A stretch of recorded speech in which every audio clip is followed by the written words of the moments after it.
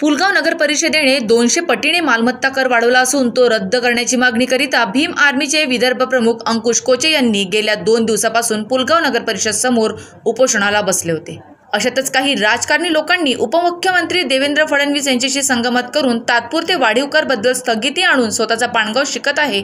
मेहनत करे मुर्गा फकीर खाए अंडा असे वक्तव्य अंकुश भाऊ कोचे यांनी प्रसार माध्यमांशी बोलताना सांगितले। किंवा भीम आर्मीला रोखण्याचा प्रयत्न करत आहे। त्यांनी उपमुख्यमंत्री देवेंद्र फडणवीस भारतीय जनता पार्टीचे आणि त्यांचे परित आमदार यांच्यासोबत संगतमत करून रात्री बसल्यानंतर त्यांनी 7:30च्या दरम्यान हा स्थगिती ऑर्डर आणली।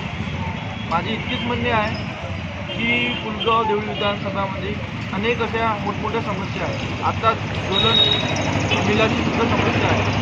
आता ते हे बघणार आहे मिलांच्या विद्यार्थी दिलेल्या लोकांचे प्रश्न हे असे पडित आमदार उपमुख्यमंत्र्यापाशी जाऊन त्यांच्या रोजगाराच्या विल्हेवाट लावणार का, हा माझा प्रश्न आहे। मला एक सांगा सर की आता मेहनत करी मुर्गा फकीर खाय अंडा याच्यावर तुम्ही काय बोलता?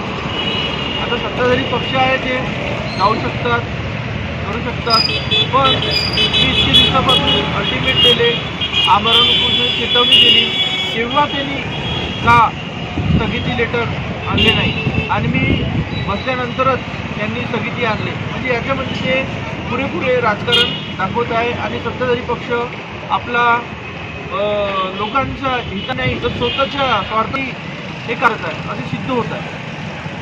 अंकुश भाऊचं असं म्हणणं आहे की मेहनत करे मुर्गा फकीर खाय अंडा हे यातून दिसत आहे। महाराष्ट्र 24साठी संतोष देशमुख, पुलगाव, वर्धा। भारतीय जनता पार्टी याचा श्रेय घेण्याचा प्रयत्न करत आहे। अशातच महाराष्ट्र प्रदेश सचिव राजेशजी बकाने यांनी पत्रकार परिषद विश्रामगृह पुलगाव येथे घेऊन सांगितले की आदरणीय देवेंद्र फडणवीस उपमुख्यमंत्री यांना पुलगाव नगर परिषद जे वाढीव मालमत्ता कर वाढविला त्याला स्थगिती देण्याकरिता 14 जूनला निवेदन देण्यात आले होते व त्या प्रक्रियेला प्रधान सचिव यांनी दिनांक 3/7/2024 शासन आदेशाने स्थगिती देण्यात आली होती व पुलगाव अप्पर तहसीलचा प्रलंबित आकृतीबंधाला त्वरित मंजुरी देऊन विधानसभेच्या आचारसंहितेच्या आधीच आवश्यक कर्मचारी सहकार्यालय सुरू करण्याची सूचना संबंधित अधिकाऱ्यांना दिले। तसेच अनेक दिवसापासून पुलगावकर जनतेच्या आरोपीच्या पूर्ण कार्यासाठी देवेंद्र फडणवीस यांनी 110 कोटी रुपयांच्या बजेटमध्ये तरतूद करावी अशी मागणी करण्यात आली। की आपला प्रश्न मागील 10 वर्षापासून असा आहे। ॲक्च्युली तुमच्या माहितीसाठी सांगतो की ही मागणी 2018ला झाली।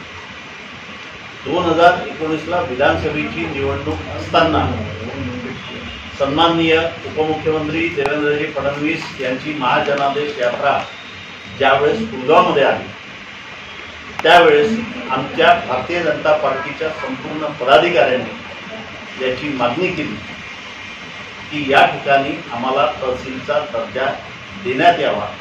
त्यांनी सांगितलं की तहसीलचा दर्जा एकदम देता येत नाही, अप्पर तहसीलचा दर्जा देण्यासाठी आमची हरकत नाही। त्या संदर्भामध्ये सगळ्या सूचना या संबंधित विभागाला करण्यात आल्या की अप्पर तहसीलसाठी साधारण किती लोकसंख्येची गरज असते, किती गावं या अप्पर तहसीलमध्ये त्याचा समावेश करण्यात येईल, हा सगळा विषय झाल्यानंतर तो सर्व आकृतीबंध या गावाचा आकृतीबंध हा शासनाकडे गेला आणि शासन दरबारी गेल्यानंतर या ठिकाणी अप्पर तहसीलदाराचं पद निर्माण करून अप्पर तहसीलदाराची नियुक्तीसुद्धा पुलगाव अप्पर तहसीलदार म्हणून या ठिकाणी करण्यात आली। मग पुलगाव अप्पर तहसीलदार या ठिकाणी ज्यावेळेस बसले, मला या ठिकाणी मॅन पॉवरची गरज आहे म्हणून पदनिर्मिती करण्यात यावी या संदर्भामध्ये या अप्पर तहसीलदारांनी सन्माननीय जिल्हाधिकारी यांना पत्र दिलं।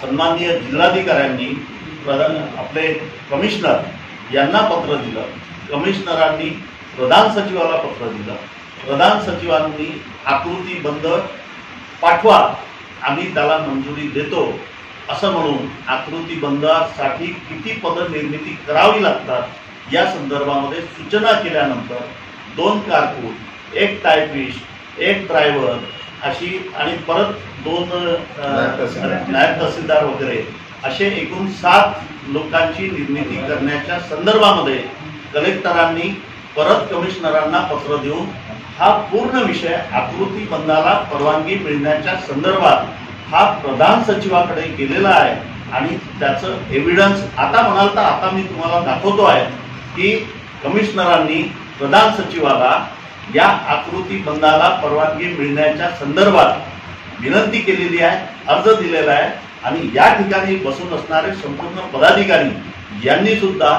या आकृती बंदाला परवानगी देण्याच्या संदर्भात सन्माननीय उपमुख्यमंत्री देवेंद्रजी फडणवीस यांना आग्रह धरलेला आहे।